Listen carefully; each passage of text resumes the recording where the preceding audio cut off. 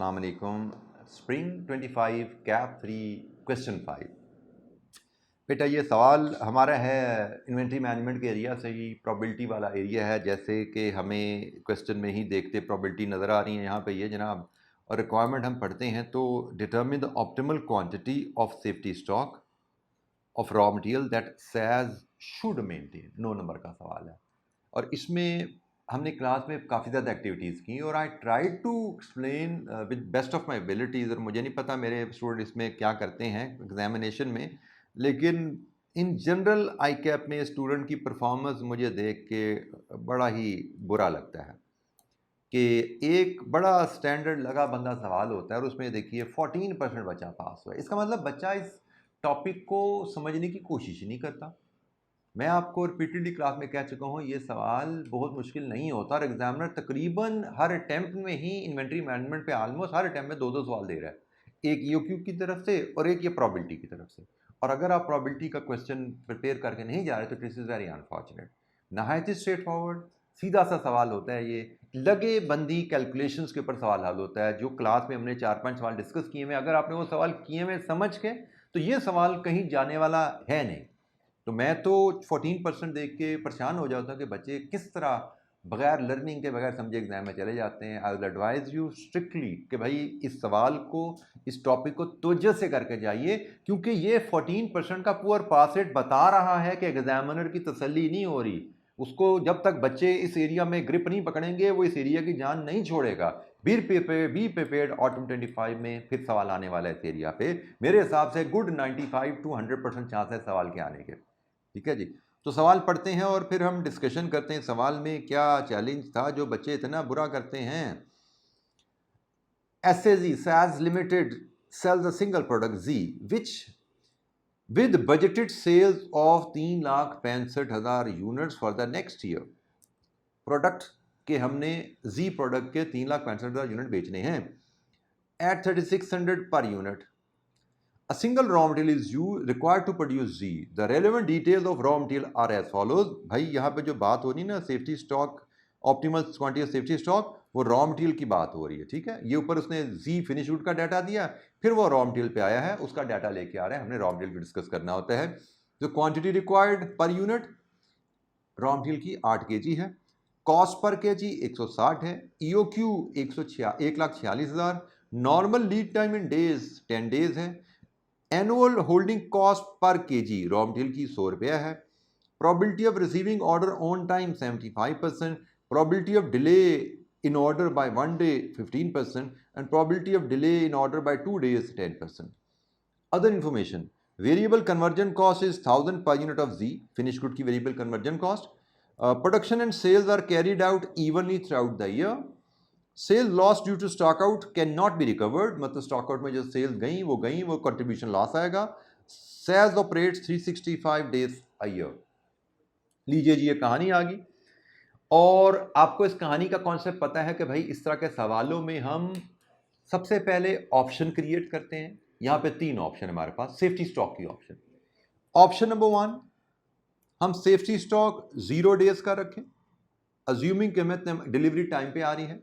Option number 2, हम safety stock 1 दिन का रखें, और ऑप्शन नंबर 3, हम सेफ्टी स्टॉक 2 दिन का रखें। ये 3 है हमारी ऑप्शन और फिर हमें हर ऑप्शन के लिए 2 कॉस्ट कैलकुलेट करनी है एनुअल बेसिस पे। एक annual cost of holding safety stock और दूसरी annual cost of stock out. ये एक स्टैंडर्ड फॉर्मेट है जिसमें हमने कई सवाल क्लास में किए हुए हैं और बड़ा ही बेसिक सवाल उस अंदाज से आया जो हम सवाल क्लास में प्रैक्टिस कर चुके हैं। तो जनाब हम देखते हैं क्लासरूम प्रैक्टिस की बेसिस पे हम सवाल को हल करते हैं।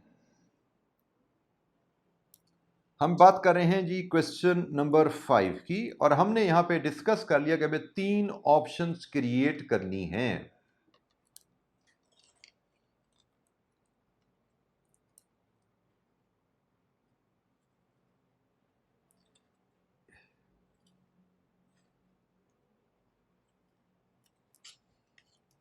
हमें 3 ऑप्शन क्रिएट करनी है। हम safety stock in term of days की बात करें तो 0, 1 और 2 जैसे मैंने डिस्कस किया था, और इन टर्म्स ऑफ यूनिट्स की बात करें, कितने यूनिट्स, सॉरी यूनिट्स नहीं, यहाँ पे केजीज, रॉ मटेरियल हमारा केजीज में गिवन है ना, रॉ मटेरियल हमें गिवन है केजीज में। तो इन टर्म्स ऑफ केजीज की बात करें तो जैसे बेटा 0 डेज का स्टॉक रखना है तो क्वांटिटी भी तो 0 होगी ना।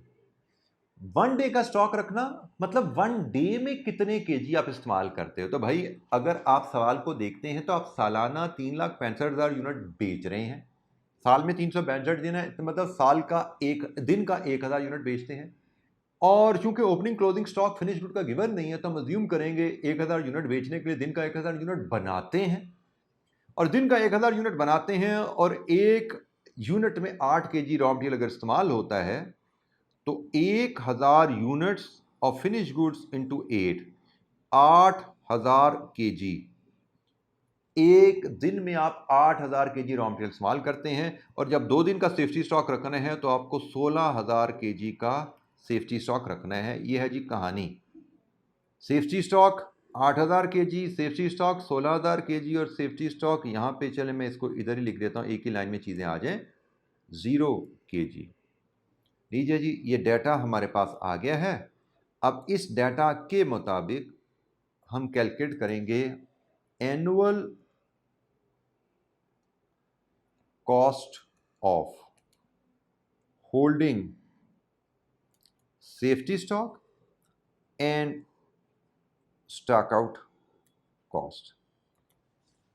अच्छा जी, सबसे पहले हम annual cost of holding safety stock की बात कर लें तो वो बड़ी सिंपल है जी। ये है सेफ्टी स्टॉक के यूनिट्स। अगर इसको मैं ए रो कह दूं तो मुझे होल्डिंग कॉस्ट पर यूनिट पर केजी गिवन है 100, तो जनाब ए मल्टीप्लाइड विद ₹100, ये मेरी annual holding cost of safety stock आ रही है। इधर सेफ्टी स्टॉक 0 तो होल्डिंग कॉस्ट 0। यहाँ पे 8,000 इंटू 100 तो ये बनता है जी 8 लाख। ये रुपीज़ में वैल्यूज़ यहाँ से शुरू हो गई है जी अब, और ये बनता है जी 16 लाख रुपए। Holding cost, stock out cost की बात करें तो भाई स्टॉक आउट कॉस्ट में जब मैंने 2 दिन का सेफ्टी स्टॉक रख लिया तो स्टॉक आउट कॉस्ट तो मेरी 0 होती है, और अगर मैं एक दिन से स्टॉक आउट हूँ इसके लिए मैं वर्किंग 1 बना लेता हूँ और इसके लिए मैं वर्किंग 2 बना लेता हूँ, और इन दोनों को जब वर्किंग परफॉर्म कर लेंगे फिर हम यहाँ पे टोटल ले लिया करेंगे। इसका टोटल तो बाय द वे मेरे पास आ गया, दोनों कॉस्ट का टोटल आ गया। अब हम वर्किंग 1 वर्किंग 2 करेंगे और उसके बाद हम आगे चलते हैं। अच्छा जी, वर्किंग 1 में मैं annual stock out cost calculate करने का फार्मूला आपके सामने अगर लाऊं, मैं आल्दो हम क्लास में बहुत बार डिस्कस कर चुके हैं लेकिन फिर भी रिमाइंडर के तौर पे, annual stock out cost is equal to number of orders in a year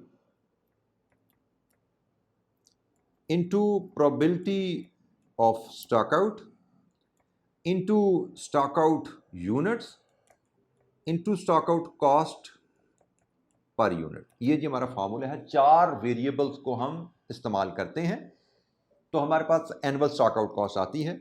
और अब हम इसके फार्मूले को यूज़ करते हुए वर्किंग 1 में हम इस केस को डील करते हैं कि हमने एक दिन का सेफ्टी स्टॉक रखा हुआ है। अच्छा जी, annual stock out cost, number of orders in a year. Number of order in a year आपके यहाँ पे निकलेंगे जी annual demand divided with order size, और एनुअल डिमांड आपकी है जनाब 3,65,000 यूनिट्स इंटू 8 केजी। ये आपकी एनुअल डिमांड है divided with order size. Order size हमें क्वेश्चन में गिवन है 1,46,000। लीजिए जी, यहाँ से हम अगर number of orders in a year calculate करें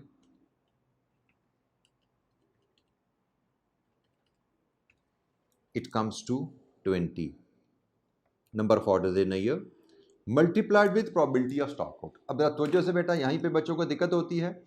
हम बात कर रहे हैं इस केस में कि अगर हमने एक दिन का सेफ्टी स्टॉक रखा हुआ है तो हमारा प्रोबेबिलिटी ऑफ स्टॉक आउट क्या है। एक दिन का सेफ्टी स्टॉक आपने रख लिया, इसका मतलब आपके पास 10 दिन में ऑर्डर है तो भी आप स्टॉक आउट नहीं होंगे, आपके पास 11 दिन में ऑर्डर है तब भी आप स्टॉक आउट नहीं होते। आप स्टॉक आउट होते हो सिर्फ उस सूरत में जब आपका ऑर्डर 12 दिन में है। नॉर्मल लीड टाइम आपका 10 दिन है ना, तो 10 दिन में ऑर्डर आया, स्टॉक आउट नहीं हुए, 11 दिन में ऑर्डर आया, हम स्टॉक आउट नहीं हुए क्योंकि हमने एक दिन का सेफ्टी स्टॉक रखा हुआ है। हम ऑर्डर स्टॉक आउट होते हैं सिर्फ इस सूरत में, उसकी प्रोबेबिलिटी कितनी है? 10%। तो प्रोबेबिलिटी ऑफ स्टॉक आउट हम जिस केस को डील कर रहे हैं उसमें बनती है जी 10%। और यूनिट्स ऑफ स्टॉक आउट, हम अगर एक दिन स्टॉक आउट होंगे तो हम कितने यूनिट्स नहीं बेच पाएंगे। अब यहाँ पे बेटा ख्याल रखने हैं कि आप अगर stock out units raw material के लोगे तो stock out cost per unit भी रॉ मटेरियल के लेनी है, और अगर स्टॉक आउट यूनिट्स आप फिनिश गुड्स के लोगे तो stock out cost per unit भी फिनिश गुड के ले लेंगे। दोनों ऑप्शन अवेलेबल है। मैं यहाँ पे अगर लेट्स अज्यूम मैं स्टॉक आउट यूनिट्स में फिनिश गुड्स के पहले लेता हूँ, अगर मैं एक दिन स्टॉक आउट होगा तो एक दिन में 1000 यूनिट्स ऑफ फिनिश गुड मैं लिख भी देता हूँ यहाँ पे क्लियरली, मैं नहीं बेच पाऊंगा। और अगर मैं फिनिश गुड्स का एक यूनिट नहीं बेचता मुझे कितना नुकसान होता है? That is contribution per unit. तो मैं नीचे वर्किंग पॉइंट 1.1 में फिनिश गुड्स का कंट्रीब्यूशन पर यूनिट कैलकुलेट कर लेता हूँ। वर्किंग 1.1 मुझे बताएगी है फिनिश गुड्स की ऑफ प्रोडक्ट, हमारी फिनिश गुड्स गालबन जी है ना जी, बिल्कुल। इसकी प्राइस मुझे बताएगी है 3600, और वेरिएबल कॉस्ट में कहा गया है मुझे कि भाई 8 केजी मटेरियल 160 वाला इस्तेमाल होता है और कन्वर्जन कॉस्ट इसकी 1000 है। तो यहां से हम कंट्रीब्यूशन पर यूनिट आसानी से कैलकुलेट कर लेते हैं। ये आता है जी 1320 रुपये पर यूनिट। इट इज 1320 रुपये पर यूनिट ऑफ फिनिश गुड। तो भाई फिनिश गुड यूनिट लिया तो कंट्रीब्यूशन पर यूनिट भी आप फिनिश गुड का लीजिए। यहां से आपका आ जाता है एनुअल स्टॉक आउट कॉस्ट। तो 20 इंटू 10% इंटू 1000 इंटू 1320, लीजिए जी ये बना 2.64 मिलियन। 2.64 मिलियन ये एनुअल स्टॉक आउट कॉस्ट मेरी यहाँ पे आ गई 2.64 मिलियन। और इसको टोटल कर लूँ तो ये 3440,000 गालबन बन जाता है। ठीक है जी।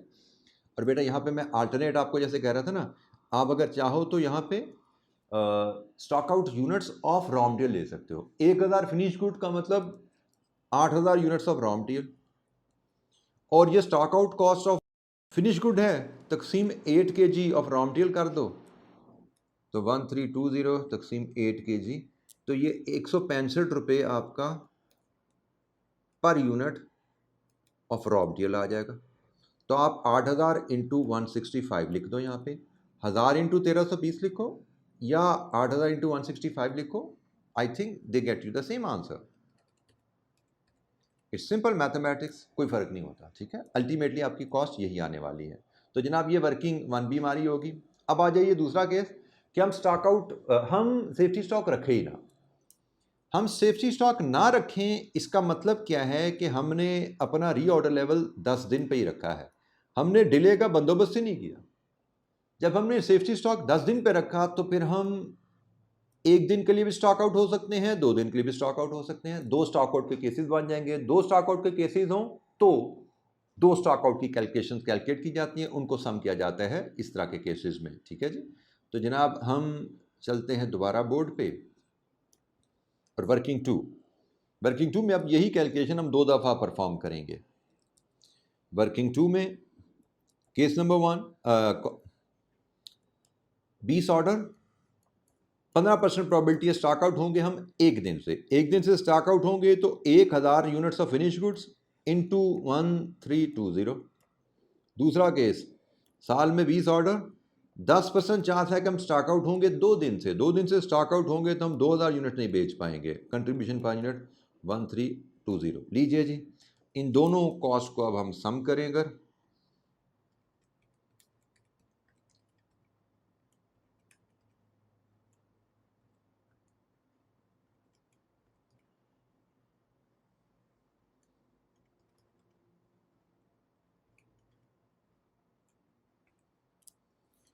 $9.24 मिलियन टोटल कॉस्ट आ रही है जी, 9.24 मिलियन रुपीज़। 9.24 million rupees. लीजिए जी इसका भी सम कर लेते हैं हम। 9.24 मिलियन रुपीज़ टोटल आ गया। हमसे पूछा गया ऑप्टिमल सेफ्टी स्टॉक बताइए, तो ऑप्टिमल सेफ्टी स्टॉक जहाँ पे इन दोनों कॉस्ट का सम मिनिमम है, this is optimal safety stock 16,000 के जी। ये मैंने सवाल बिल्कुल उसी अंदाज पे, उसी पैटर्न पे, उसी फॉर्मेट पे करवाया जैसे मैं सवाल एग्जाम में आपसे क्लासरूम में आपसे डिस्कस करता था। एग्जामिनर का सोल्यूशन फॉर्मेट आपको पता है, फ़र्क होते रहते हैं, हमें उसकी टेंशन नहीं लेनी। जवाब हमें मैच करना है तो जवाब हमारा बिल्कुल परफेक्टली मैच है। ठीक है जी, अल्हम्दुलिल्लाह हमारे जवाब में कोई इशू नहीं है। उसकी कैलकुलेशन का अंदाज, प्रेजेंटेशन, फैक्टर्स डिफरेंट है, बट मैंने आपको उन्हीं अंदाज में सवाल कराया जैसे किताब में नोट्स में अवेलेबल है, जैसे क्लास मैंने आपको 5-7 सवाल इस पर डिस्कस किए। तो मेरे हिसाब से बच्चे जुल्म करते हैं पेपर इस टॉपिक को प्रिपेयर करके नहीं जा रहे। उनको थोड़ी सी दिमाग के इस्तेमाल करने की जहाँ ज़रूरत पड़ती है, वहाँ बच्चा भागता है पढ़ने से, मेहनत करने से। तो बेटा मेरी आपसे बार बार रिक्वेस्ट है, इस पर तवज्जो कीजिएगा। जहाँ पे चैलेंज है उस चैलेंज को हल करें। खुद नहीं हल होता, मेहनत करके अगर हल नहीं हो रहा तो मेरे पास आए, मुझसे डिस्कस करें, मुझसे व्हाट्सएप पे बात करें। I will help you, guide you to sort out that issue. ठीक है जी, तो बाकी इंशाल्लाह नेक्स्ट वीडियोज़ में मिलेंगे अगले सवालों के साथ। थैंक यू, अस्सलाम वालेकुम।